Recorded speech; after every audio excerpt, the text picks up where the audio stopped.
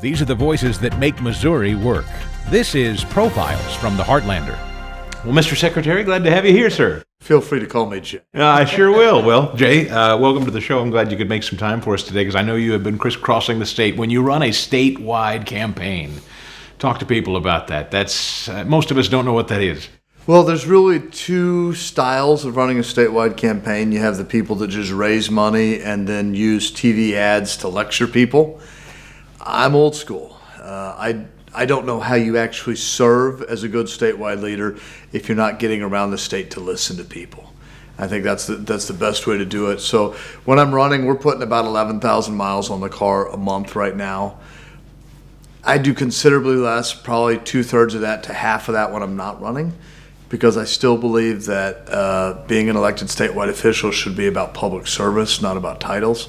So I think it's incumbent upon me to get out and listen to people and see how I can actually be making Missouri a better place of opportunity for them and the people.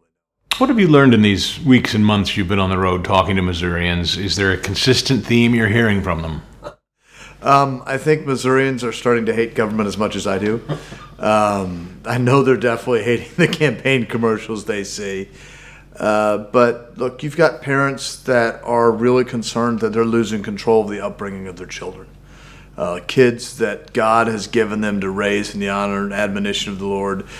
They are finding out what's happening at schools is teaching values that are diametrically opposed to what they believe. They're diametrically opposed to the values that founded this country. Their kids go to the library and suddenly they're realizing that some librarian is foisting what I think a reasonable person would say is pornographic or obscene materials on their children. And people just feel like the government is overbearing. It's overbearing with taxes. While they're tightening their belts, bureaucrats seem to be loosening their belt a notch because they're doing well. So it's really about standing up and saying, wait a minute. The purpose of our country is to create an environment where our people can make their own decisions, where they can make the most of their God-given potential, and government's getting in the way. You and I have spoken many times before. I think anybody who's been around Missouri politics for a while knows your name. You have a very famous name. You have a very famous dad from politics. You're your own man, though. I know that's important to you to make that case. But I also know you don't hide from or even mind being associated with your dad's political career. I'm privileged. I'm blessed to have a father that taught me about public service, that ingrained within me that we have a certain amount of time. We don't know how long it is. What we do in that time where we're here matters. And if we want to be most consequential, which we should all want to be, we need to spend our time making this world and the time that we have here better for others, because that's how we really make a difference.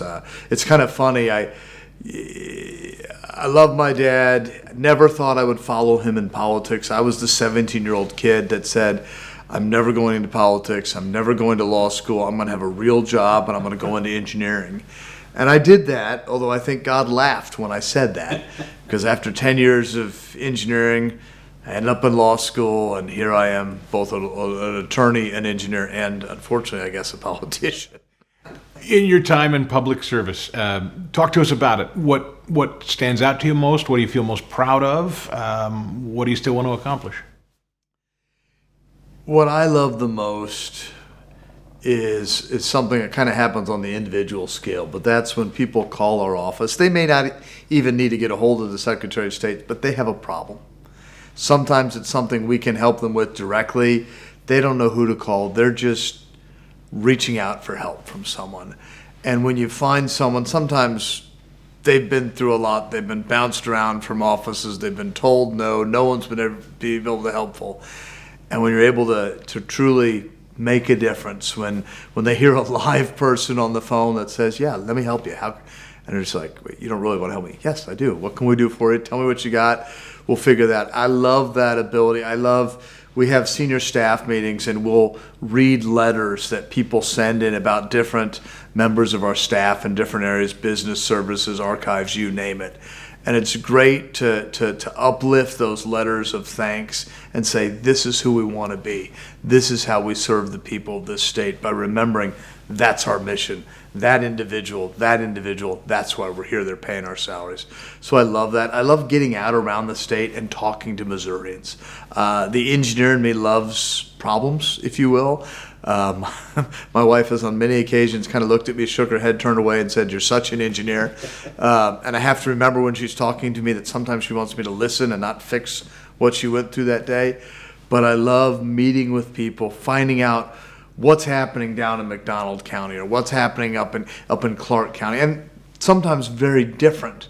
And then saying, how do we as a state work to pass legislation that works for both of those? Knowing that the Boot Heel is different and so is Nottoway County.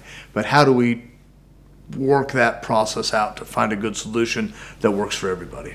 Talk to me about the kind of the definitional role of the Secretary of State. I'm not sure everybody even really knows. What does the Secretary of State do? Well, some of them haven't done much, so that's a good question. The Secretary of State's office has a couple of areas that they are empowered and responsible for. One is we're really the state's filing cabinet. So if there's a company that needs to file, they want to create a partnership, they want to have a fictitious name, their articles of incorporation, they're going to file that with our office. Someone that wants to be a notary, they're going to file that with our office. That's kind of what happens in the business services side. Then we've got the securities regulation. We regulate securities and investments in this state. For the sale and purchase of those for Missourians, as long as it doesn't rise to the level that the Securities and Exchange Commission at the federal level says, hey, that's big enough that we'll deal with that. So that's one thing we do. We don't really run. I'm the chief elections official. I don't want to say I run elections because we really have 116 local election authorities that run those elections, the county clerks, the boards of elections that train the poll workers, that get the equipment, that find the poll locations, that tabulate the votes. But we come alongside them. We provide them with resources. We provide them with information about what's required under the law. We work to change policy in the legislature to make sure our elections are better. We got us up to ranked third in the nation by the Heritage Foundation. I'd still love to get us to first, but I don't see that happening without the legislature in session and no ability to make changes before I have to leave office. But we also do libraries. We're not in control of public libraries, but we provide resources to public libraries and some financial assistance. The Missouri Constitution requires that the state provide funding for public libraries. That goes through our office. The federal funding of public libraries goes through our office. We also have the Wolfner Library, the Talking Book Library, which is a library specifically for visually impaired individuals or people that have lost their sight. So we have large print books for people that still have some visual acuity. Then we have audio books for people that don't have any. We have Braille books. We actually have Braille games too, because unfortunately sometimes we have children that have lost their sight, and we hope to use those games to teach them Braille so they can be more independent. We also do regulation of all the administrative rules. You have the Constitution, you have statutes, bills passed pursuant to the Constitution, and then agencies can put across administrative rules. Those all have to go through our office. You've described a host of different kinds of jobs. I mean, you've talked about the business community, you've talked about people with special needs, you've talked about kind of public service elements. So you kind of come to the table with a broad swath of perspective of Missourians' needs, I guess. I like to jokingly say that we touch everybody in Missouri, just not the way that legislators sometimes do and get in trouble for it. So about that, let's turn to the legislature and the current governor. If you were to grade Missouri, I don't know, call it a State of the Union. The state of Missouri is what? What grade do you give this legislative body and this governor right now? I'd say C+. We're seeing other states that are making the moves to really unleash the potential of their people, and Missouri is continually getting left behind. For probably the 10 or 15 last 15 years, Missouri has slowly been growing while the states around us are growing more. We're seeing other states cutting their budget. Missouri has virtually doubled their budget over the last 7 years. We're seeing other states that are cutting taxes. Missouri passed the largest tax increase in the history of the state 3 years ago. We're seeing other states. Look at Iowa to the north of us. Look at Arkansas to the south of us, that have had the executive leadership to say we're no longer going to let nameless, unelected bureaucrats decide what's best for our children. We're going to let parents do that with regard to education. Missouri is lagging behind in that. We can't even protect our children the way we should. You know, other states are putting in bans for these chemical and surgical castrations and mutilations of children that think they're a different gender. Missouri, we passed a law to do that, but it expires in 3 years. And do you believe, as governor, you can get the legislature across the finish line on these issues the way maybe others haven't? And what has kept them from getting there? Yes, I can. First of all, I've passed more conservative legislation as Secretary of State than any other statewide the state has the last several years. So we have a proven track record of doing that. Secondly, I'm not afraid to use the veto pen. I'm not afraid to use the veto pen. I'm not afraid to use the line item veto or the line item reduction veto. I believe it's incumbent upon a governor to use those tools to stand for the people of the state. I'm also not afraid to go into districts of legislators and stand up and say, this is what we need to do, and you need to make sure that your state representative or your state senator is going to support it. And if they don't, we need to remove them. You know, if you look at Iowa, look at the governor of Iowa. She came in with a great plan to make sure that parents could take over their children's education. And maybe I should back up a second. People may be saying, why are we worried about education in Missouri? Doesn't Missouri do a great job of education? Fewer than 25% of Missouri 8th graders are proficient in both math and reading. I didn't say differential equations and Greek. We're not doing the job we should do. That's morally reprehensible. But the governor of Iowa came in and said, this is how we change our education system. This is how we put parents in charge and unleash the potential of our children. The legislature voted it down. So she went out and helped primary a number of legislators. They lost. The next year she said, okay, here's my education bill. Are you going to put parents in charge or not? And suddenly it passed. That's the leadership we need from a governor. Not governance, which is kind of saying this is the least you're allowed to do without getting in trouble. We need leadership. And leadership calls people to the best and the highest. Frankly, good leadership calls people to do even more than they realize they can, because good leaders show you how you can be better than you realize. On the business front, you mentioned taxes a little while ago. Is Missouri a destination for business? And if not, how can you make it so? It's not a destination for businesses. What we hear all the time for businesses, you can't fix Google. And what I mean by that is someone with a company thinks about coming to Missouri, tells their employees maybe, hey, we might go to Missouri. They all go home, they Google Missouri, and they hear about the crime in St. Louis. They hear about the crime in Kansas City. They hear that Missouri has been rated the most dangerous state in the nation for men of color between the age of 18 and 45. That's abhorrent. That's disgraceful. We need to make changes. If we want Missouri to be a destination state, not only for people to send their kids, but what I really hope is the place where Missouri's children will say, you know what, we don't have to move.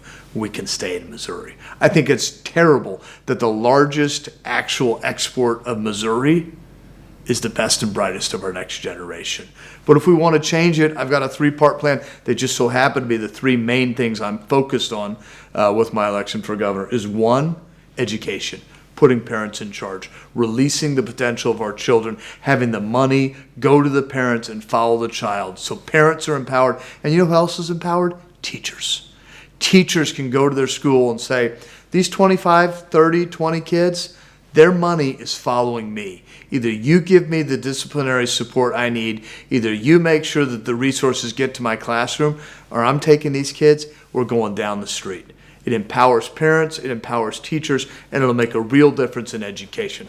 Number 2, public safety. We've got to back the blue. I put forth a plan to put 1,000 new officers on the street in my first year. We need to have the state take back over the St. Louis City Police Department so they will be resourced, so that they know that government will have their backs when they have our backs. We need to have truth in sentencing legislation, so if you're a criminal and you do the crime, you actually do the time.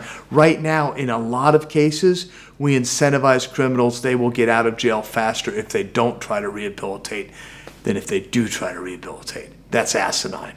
And finally, we also had legislation that would make sure that we could get special prosecutors appointed, and if prosecutors won't do their job, that we can remove them so that taxpayers aren't paying someone not to do their job and to make their cities better havens for crime.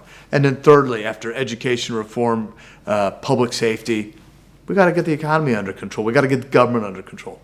I put forth a plan not only to get rid of the largest tax increase in the history of the state that was passed 3 years ago, the 12.5-cent tax on every gallon of gasoline you buy, after the people of this state had already voted down similar taxes 3 times over about 10 or 12 years. But I've also put forth a plan working with Grover Norquist, working with Americans for Tax Reform, Stephen Moore with the Heritage Foundation, Dr. Laffer, about how we can take Missouri from having an individual income tax to having 0 state individual income tax and returning essentially $8.5 billion to the people of this state every year and saying, if you work, you get to keep your money. We're no longer going to have the government reaching into your pocket, taking that money from you and giving it to someone that doesn't want to work. And oh, by the way, that someone may very well be one of the 80,000 illegal immigrants we have in our state that we will never get under control when we're subsidizing them to be here. A little lighter question, not nearly as serious on the issues, is the Royals and the Chiefs. You know, around these parts where we're sitting, a lot of people are wondering where they might wind up. What's the state's role, if any, in them staying in Missouri versus perhaps going to Kansas? The state's role is in creating an environment where individuals, businesses, and pro sports teams would want to be. It's not in paying them off mafia style to stay. And it's not just that I believe it's wrong for the state to reach its hand into your pocket to give money to some sports team. It doesn't work. St. Louis used to have a pro basketball team. They're gone. St. Louis used to have the St. Louis Cardinal football team. Oh, they're gone. St. Louis used to have the St. Louis Rams football team. Oh, they're in LA. Those teams got handouts. Those teams got subsidies, and they didn't stick around. If we want to have the Chiefs and the Royals in Missouri, we do, especially the way the Royals are playing this year, then we've got to create an environment where they want to be here, where other businesses want to be, where people want to live. And we do that. Education reform, public safety, cutting government, letting people keep more of their own money. August 6th, you'll be on the primary ballot for Republicans. What would you say in closing to voters as they're considering you of those names? If you think our country is moving in the right direction, I'm the wrong person. I don't believe government is the answer. I believe you know better how to raise your children. I believe the greatness of this country has not been in its government pushing its values on the people, but creating an environment where people were free to be the best they could be. It took 13 colonies that were made up of people that were kicked out of the rest of the world and thought were inconsequential and made them into the world's lone superpower. If you want someone that will fight for people to be able to make their own decisions, that will put the people first and the government last, that has a record of doing that, then I'd appreciate their vote on August 6th. Secretary Ashcroft, thanks for your time. Thank you very much.